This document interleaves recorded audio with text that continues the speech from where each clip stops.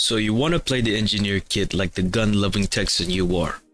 Does being able to support your team with your deployable build behind front lines while dish out a ton of damage sound good to you? You came to the right video. From taking out infantry with your turrets to blowing up armored platforms, the engineer kit is a force to be reckoned with. Now this video assumes you know the basics of the game. If not, watch my previous video over here, or not cause you don't want to. It's whatever. I'm just gonna put this disclaimer. You can pause to read it. I'm not gonna read it out this time. Now in this video, we're gonna go over the kit passives and equipment with its upgrades, kit tips and strategy, and a compilation at the end. So the engineer's passives are 50% reduction in ammo prices, and you can buy charges on your ammo boxes. This means ammo costs half as much for engineers than other kits. For example, instead of 1 reserve for 2% ammo, 1 reserve will get you 4% ammo. Engineers can buy refills for their ammo boxes for 3% ammo. So the engineer's loadout consists of a shotgun, which is your primary, your machete, your melee weapon, the RPG, which is a anti-material weapon, your PDC kit, which is the automatic turret, a barrier kit, which is a deployable shield, and a defibrillator and ammo box. The defibrillator will not be covered in this video. If you want to check out the defibrillator and its upgrades, check out my medic video, and we're actually going to cover the ammo box this time. So finally, starting off with the shotgun. It's a basic pump action shotgun, only effective close range. It is capable of high burst damage against a target, and a single shot can blow away most enemies. It's best to aim for the enemy's torso to ensure every pellet will hit. Against boss units, the shotgun excels best against a Dallas and Sparta who prefer melee attacks. So for the upgrades, I have never used these upgrades, but here they are. If you want to try them, go ahead and do so. The engineer will most likely be able to afford these upgrades along with other weapons due to their ammo discount. Moving on to the machete, I have already covered the machete in the recon guide video. Okay, so now moving on to the RPG.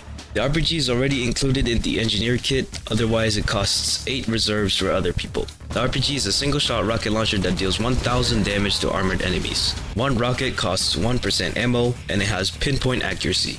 The RPG can destroy APUs with 1 rocket, but other vehicles will take more. The RPG is ineffective against unarmored enemies, dealing less damage with an already small blast radius. Rockets can be deflected by the shielder's shield. And so here are the upgrades. The Rocket Stormer costs 12 reserves, and you need to be level 9. And it's a quad launcher capable of firing 4 rockets at a time, which can be guided by holding Q. Rockets now cost 0.2% per rocket instead of 1%. And while the rockets are in the air, holding Q will guide the rockets to where your mouse is. It has unlimited range and is capable of hitting targets from very far away, but it deals less damage, 30% less specifically. Against tanks, it's recommended to fire rockets into the air and then quickly redirecting them to hit the roof of the tank, where they can't be deflected. For platforms, the barrage of rockets can overwhelm the turrets trying to shoot down your rockets without worrying about wasting too much ammo. It's better to wait for the platforms to deploy at long range before shooting your rockets. So the other upgrade is the Shockwave device, which costs 14 reserves and you need to be level 7.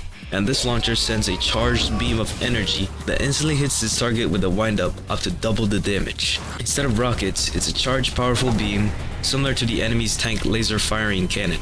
By holding the fire button, the Shockwave device charges up to 2 seconds, slowing down the user but automatically firing at a full charge. On a full charge, the damage is double of the RPG at 2000 damage. It has instant projectile speed, doesn't need a reload but still costs 1% ammo, but no splash damage, requires a cooldown after every shot, and does 2.7 times less damage on non-armored enemies. You can turn APUs into scrap in an instant. Moving on to the PDC kit, it is a deployable turret that automatically tracks and fires enemies from any distance. PDC stands for Platformized Defense Cannon. Nice. It can mow down enemy fodder and chip away at boss units' health. With limited ammo, it requires a refill every once in a while with the ammo box. Other kits can buy it in the armory for 14 reserves. It has 1000 HP. It fires 100 rounds before needing a reload, dealing 5 damage with each shot, but 1 for bosses.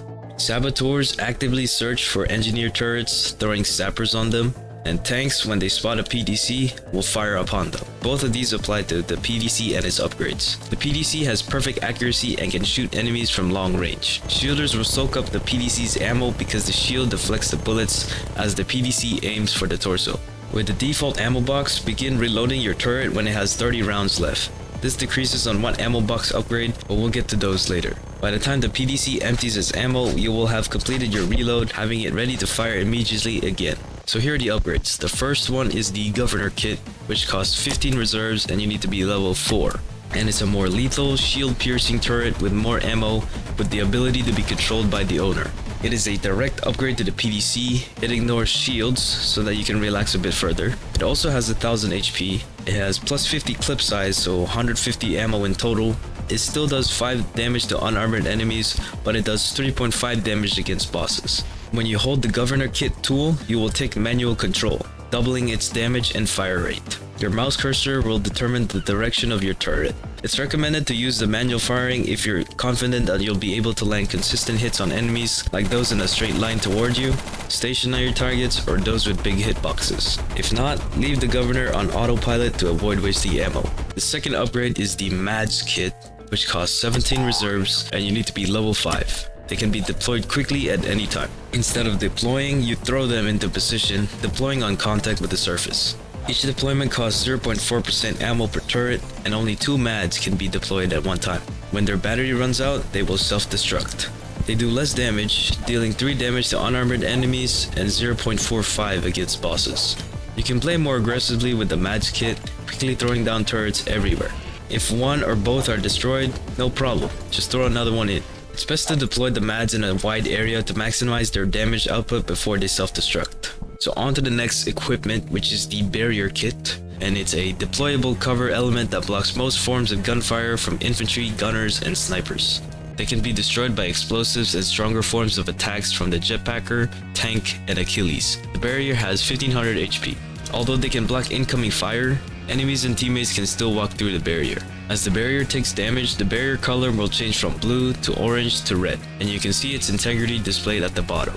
And so here are the upgrades. The first one is the Stonehenge Kit. It's not Stonehenge, Stonehenge, which costs 16 reserves and you need to be level 6. It supplements the standard barrier with a turret like the PDC, which can be manually controlled by the owner for increased firepower and defense. It has a slower fire rate at 170 RPM, but it's increased to 600 RPM when manually controlled. When manually controlled, the damage is increased by 15. The user also gains 80% damage resistance and the turret can pierce shields. The Stonehenge deals 80% more damage against bosses. The kit is very useful when camping in a specific area with the extra firepower and cover. The next one is the Hallucinator Kit, which costs 12 reserves and you need to be level 4. And the Hallucinator is a decoy that can be thrown to distract enemies and temporarily draw their fire. Like the Mads Kit, throwing it will deploy it, displaying a hologram that distracts enemies, prioritizing it over you and your teammates. When active, most enemies will walk towards it and start attacking it, ignoring players. Throwing one costs 1.5% ammo. Throwing one with an already active one will destroy the older device. The Hallucinator can be used to buy time for you or your teammates to escape situations. The device is very fragile, moderately resistant to infantry bullets but weak to everything else, dying to explosives and other methods quickly. Alright, so now onto the ammo box. It's available to all kits and is used to refill ammo for automated defenses. When equipped, you can see the status of them by hovering the mouse over them when standing close enough. This will show the turret's current and maximum ammo. Holding click on them will slowly reload the turret, causing the ammo box's charge. At the end of every wave, the charge will be replenished and will not be consumed during intermission. Other teammates can refill each other's turrets if they have one. Engineers can make use of the ammo box because they can purchase more charges if necessary at the cost of 3% ammo, and they have no limit. And here are the upgrades, both cost 10 reserves. The Combat Toolkit, which you need to be level 5, can refill the ammo of both the user and the deployable, improving their survivability and lethality. It is a direct upgrade to the ammo box, and at the end of every wave, the charges will be replenished and half of the user's ammo spent during that wave will be refunded to them. If you want to use this, it's best to get this as early as possible. When refilling ammo on a turret, it will repair 50% of its max health, improve the fire rate by 50%, and damage by 75% until the next refill. It refills turrets 50% faster. As the engineer, you can purchase more charges if necessary at the cost of 2% ammo, with half of that cost during intermissions, so 1% ammo. And again, there's no limit. The other upgrade is the Proxy, which you need to be level 6, and it's a computer that can remotely refill, unsap, and pack up your automated defenses. Refilling and unsapping a building will use 1 charge. Unsapping a building will make the building immune to further sabotage attempts for 20 seconds. Dealing 1250 damage to enemies will give 1 charge. Max gain from damage at once is 500.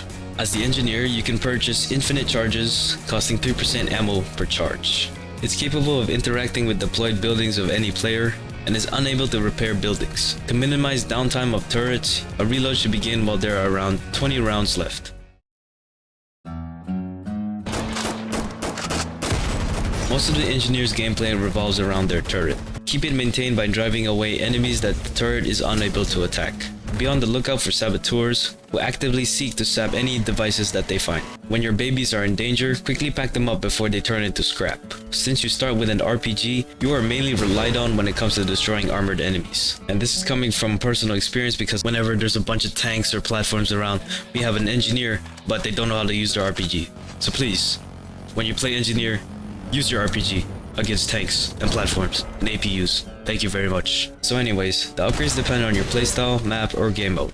The Governor and Stonehenge kits encourage camping in a defensive position. The Mads and the Hallucinator kits lean towards moving around a lot more. And alternatively, you can focus more on your weapons like the shotgun and machete, which can be very powerful too. While the PDC and its upgrades deal reduced damage against bosses, the Engineer's other weapons are good for dealing high bursts of damage to them, especially when they get to close range. So with all that in mind, I hope you can find at least something in this video useful when you want to play this kit. Here's a compilation of any additional tips and funny moments of the footage I've gathered for this video. Enjoy!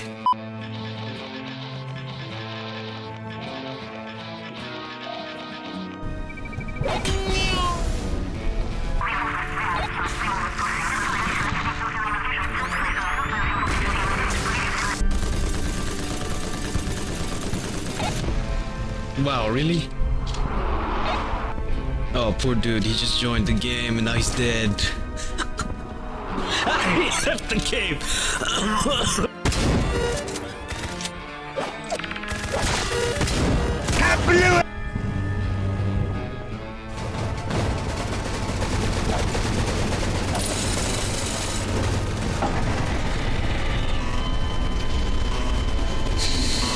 What? I like how she's styling. She's so ideal. I'm so proud of her. Good turret. She's my baby. Can I be her dog? Bro one. Man, Dang. that's like crazy though. You can be her I mean, dog. can I be a hot dog? Like, You train up my turret.